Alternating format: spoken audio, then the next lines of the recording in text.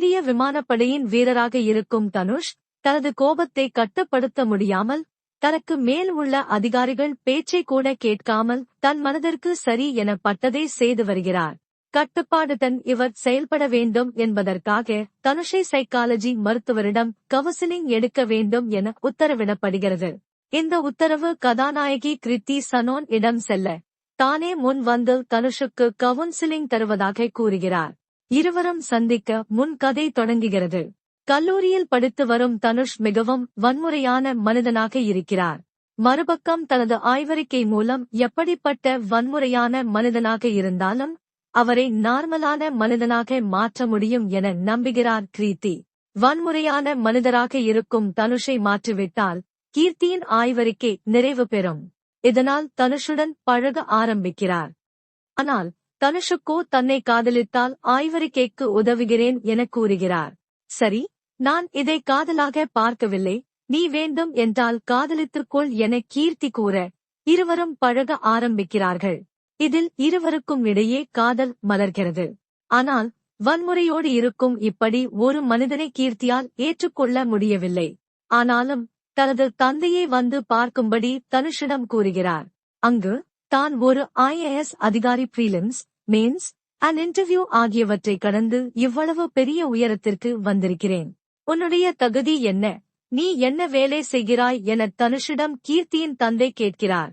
இதனால் மனமுடைந்து போகும் தனுஷ், தானும் UPSC படிக்கிறேன், அதில் பிரிலிம்ஸ், மெயின்ஸ் அண்ட் இன்டர்வியூ முடித்து அதிகாரி ஆகி காட்டுகிறேன் என கூறி கீர்த்தியை காத்திரு என சொல்லிவிட்டு செல்கிறார். 3 வருடங்களுக்கு பின் பிரிலிம்ஸ் முடித்துவிட்டு கீர்த்தியை பார்க்க வருகிறார் தனுஷ். ஆனால் கீர்த்தி தனக்கான வாழ்க்கை துணையை தேடிக் கொண்டார். இருவருக்கும் திருமணம் நடக்க உள்ள நிலையில் தனுஷ் அங்கு வர மிகப்பெரிய கலவரம் ஏற்படுகிறது.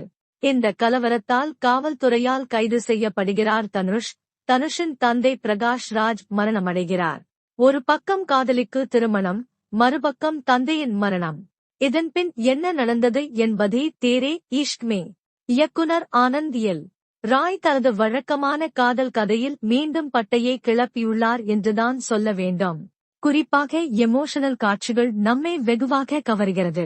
ராஞ்சனா படத்தில் எப்படி குந்தன் நம்மை கண்கலங்க வைத்தாரோ அதேபோல் இப்படத்தில் சங்கரும் நம்மை கலங்க வைத்துவிட்டார். அதுவே படத்தின் மிகப்பெரிய வெற்றி. சிறு வயதில் ஏற்பட்ட மிகப்பெரிய துயரத்தில் ஒருவன் குணம் எப்படி மாறுகிறது, அதே குணம் ஒரு பெண்ணை பார்க்கும்போது எப்படி மாறுகிறது என்பதை எமோஷனலாக காட்டியுள்ளார். அதேபோல் ஒரு சில இடங்களில் தனுஷ் நடித்த ஷங்கர் கதாபாத்திரம் சந்தீப் ரெட்டி வங்காவின் அர்ஜுன் ரெட்டி சாயலில் உள்ளது. அது கனெக்ட் ஆகவில்லை. அதேபோல் கிருத்தி சனோன் நடிப்பை பாராட்டியே ஆகஸ்ட் வேண்டும். தனுஷுக்கு நிகரான நடிப்பை திரையில் காட்டியுள்ளார். குறிப்பாக 2ஆம் பாதியில் தேவதாஸ் போல காதலில் பாதிக்கப்பட்டு வாடும் காட்சிகளில் கிருத்தியின் நடிப்பு வேற லெவல். இவர்களை தாண்டி அனைவரையும் கண்கலங்க வைத்துவிட்டார் பிரகாஷ் ராஜ்.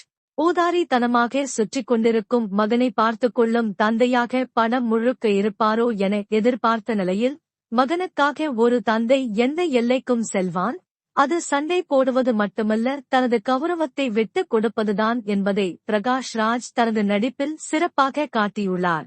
கதாபாத்திரங்களை தாண்டி இயக்குனர் ஆனந்த் எல். ராய் திரைக்கதையில் அமைத்த காட்சிகளும் நம்மை கவர்ந்தது. தமிழ் டப்பிங் சில இடங்களில் சொதப்பினாலும் அந்த காட்சியின் எமோஷன் நம்முள் கடந்துவிட்டது.